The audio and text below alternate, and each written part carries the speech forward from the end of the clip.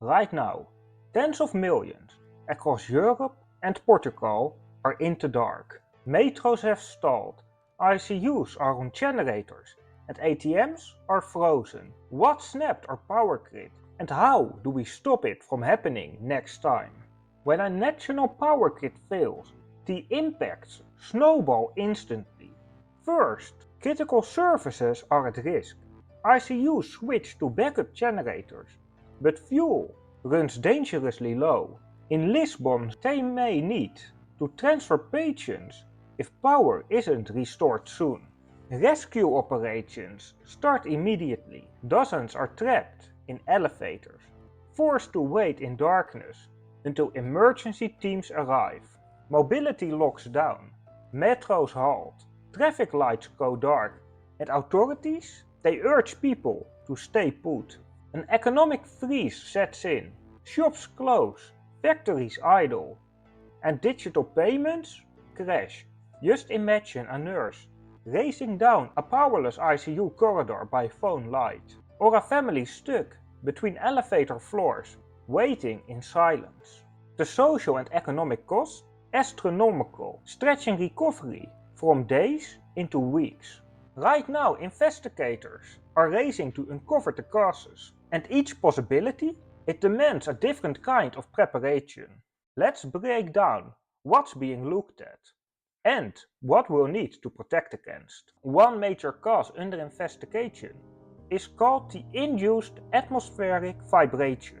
As our climate warms, extreme temperature swings become the norm, especially rapid shifts between hot days and cooler nights. These shifts create pressure waves in the air that make high voltage transmission lines vibrate.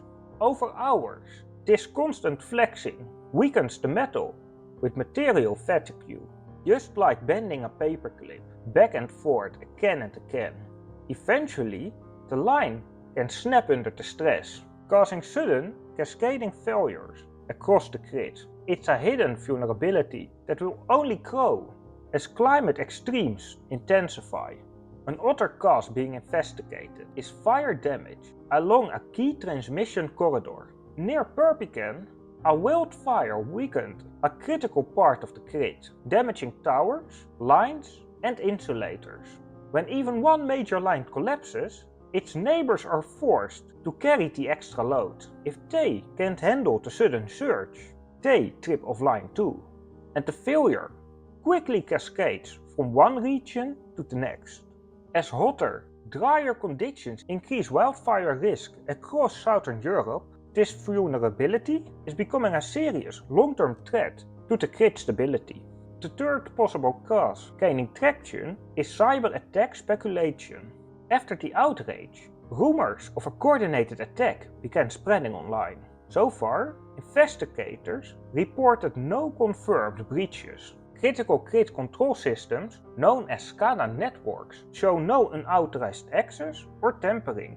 But the concern is real. Much of Europe's grid infrastructure was designed before cybersecurity became a major threat. Many SCADA systems still operate on outdated protocols, built for reliability, not defense. Even without a confirmed attack today, experts warn that aging digital systems, patchy protections, and rising geopolitical tensions are creating perfect conditions for future tampering. In other words, it may not have happened now, but the door is too often left unlocked. So how can we prevent this from happening again and ensure our grids can withstand whatever comes next? Let's explore the solutions that can make our infrastructure stronger, more resilient, and ready for the future. To tackle the extreme temperature swings that trigger atmospheric vibration, we need to rethink how our power lines are built. First, vibration dampeners can be added to the lines, reducing oscillation caused by the heat waves. Second, we can use more flexible, heat-tolerant materials in the conductors themselves. These metals can handle the stress of the temperature swings without snapping. And finally, real-time monitoring using IoT sensors can detect when lines are becoming dangerously strained, allowing us to take action before anything happens. To address the increasing fire risks, we need to rethink how we protect and manage our power lines. First, fire-resistant coating can be applied to power pylons and insulators. This doesn't just help them withstand the heat, it helps the entire system stay intact, even when wildfires rage nearby.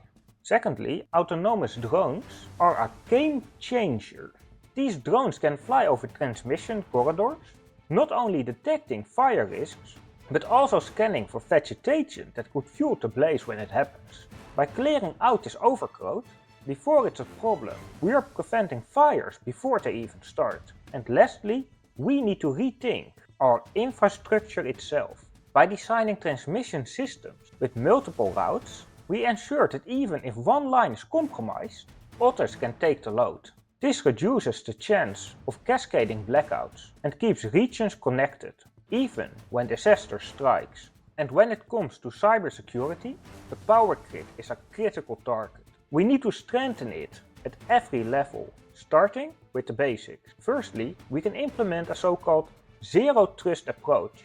This means that every action on the grid, no matter how small or from who it is, will be scrutinized. Even trusted insiders won't have unrestricted access, minimizing the risk of internal breaches. Second, cybersecurity expertises like red team penetration testing need to be regular. These teams act like hackers, finding weaknesses before actual hackers do. By doing this frequently, we ensure our defenses stay one step ahead. Thirdly, AI-powered systems should be introduced to monitor the system in real time. These systems can detect any unusual behavior and alert operators before any real damage is done.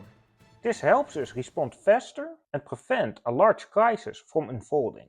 Today's fixes are crucial, but the real transformation happens when we rethink the entire energy system. Instead of relying on a fragile, centralized grid, we need a system that's flexible, resilient, and able to adapt to the challenges ahead. Distributed resilience is key. Picture neighborhoods with their own energy supply, microgrids that can isolate themselves when the main grid fails. These microgrids aren't just backups, they are a permanent solution that keeps communities powered no matter the crisis. Just continuity and security.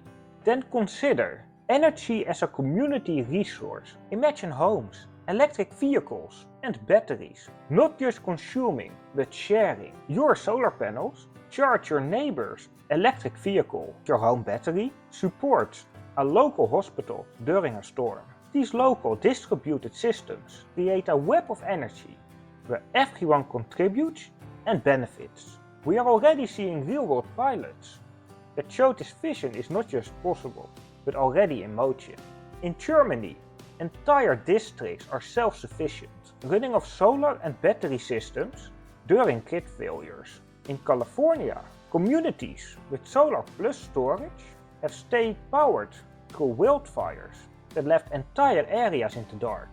This is the future we can build, a decentralized, resilient energy system that adapts to the realities of climate change. A system that's more sustainable, more flexible, and more equitable. It's a future where every community, every household can be part of the solution. And it's already happening. If you are ready to dive deeper into the real challenges and possibilities of renewable energy and how it can reshape our world, make sure to subscribe and check out my other video diving deeper into renewable energy. Remember, together we can engineer a sustainable tomorrow. Thank you for watching and I will see you in the next video.